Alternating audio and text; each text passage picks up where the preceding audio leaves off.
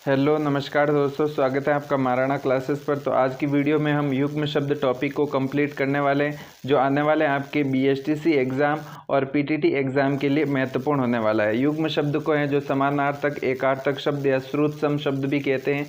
हिंदी भाषा में कुछ ऐसे शब्दों का प्रयोग किया जाता है जिनका सामान्य रूप से देखने पर हैं जो वे समान अर्थ वाले प्रतीत होते हैं, किंतु उनमें अर्थ के स्तर पर सूक्ष्म अंतर होता है। इन समानार्थक या एकार्थक प्रतीत होने वाले शब्दों में अर्थगत भिन्नता होती है। हिंदी के कुछ समानार्थक शब्द अग्रलिखित हैं। अधर्म, अधर्म यानी धर्म के विरुद्ध कार्य, और अन्याय यानी न्याय के विरुद्ध कार्य। अमूल्य और ये बहुमूल्य, ये कई बार एग्जाम में पूछा जा चुका है। अमूल्य मतलब जिसका मोल ज्ञात करना संभव न हो, और बहुमूल्य मतलब अधिक मूल्यवान वस्तु। अवस्था, अवस्था का मतलब होता है आयु का एक भाग, और आयु, आयु का अर्थ होता है संपूर्ण उम्र। अस्त्र और शस्त्र, ये भी बीएसटीसी एग्जाम में पूछा जा चुका है।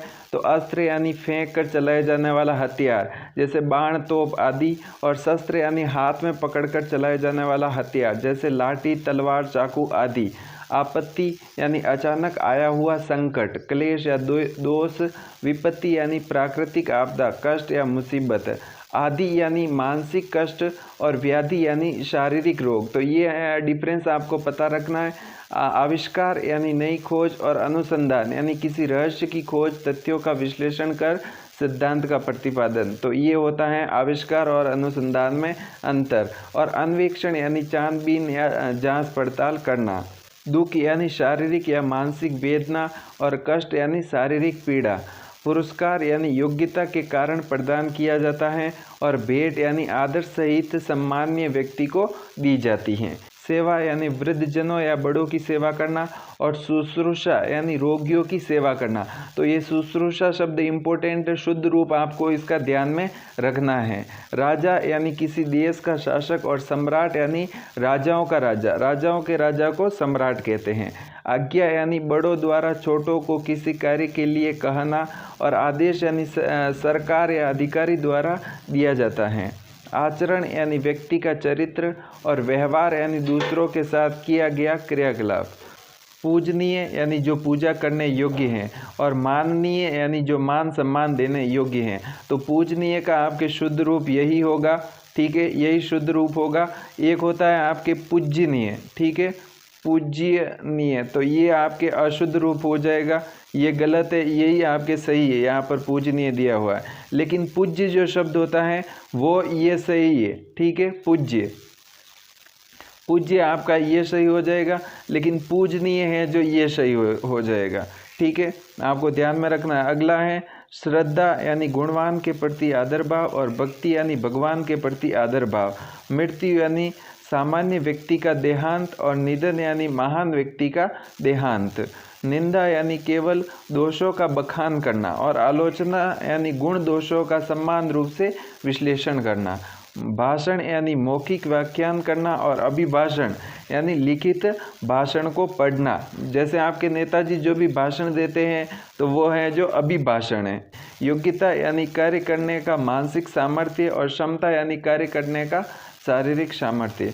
युद्ध यानी दो सेनाओं का संघर्ष, और लड़ाई यानी दो व्यक्तियों या समूहों का संघर्ष। यानी संख्या 7, और साथ यानी संग। दिया यानी देना, और ये इस दी बड़ी हो तो इसका मतलब हो जाएगा आपके दीपक। आदि यानी आरंभ, और आदि यानी व्यसनी या आदत, किसी वस्तु या किसी चीज़ का आदि हो गया है तो उसके लिए आदि यानी व्यसनी, आदत। पवन यानी हवा, और पावन यानी पवित्र। हंस यानी हंसना, और हंस यानी एक पक्षी। ग्रह यानी नक्षत्र, और गृह यानी घर। प्रसाद यानी कृपा, और प्रासाद यानी महल। तो ये इम्पोर्टेंट है, आपको ध्यान में रखना है। प्रमाण यानी सबूत, और प्रणाम यानी नमस्कार, ये हो जाएगा। तरंग यानी लहर, और तुरंग यानी घोड़ा, तो ये भी इम्पोर्टेंट है, आपको ध्यान में रखना है।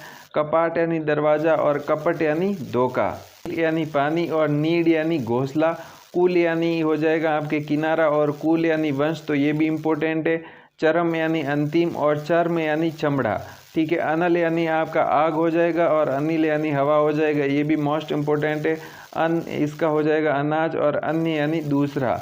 प्रकार यानी तरह, और प्राकार यानी चार दीवारी। लक्ष्य यानी उद्देश्य।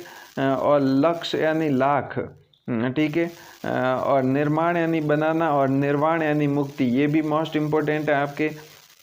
मूल इसका मतलब होता है आधार या जड़, और मूल्य यानी कीमत, वदन यानी मुख, और बदन यानी शरीर। तो ये आपको ध्यान में रखना है दोनों के डिफरेंस।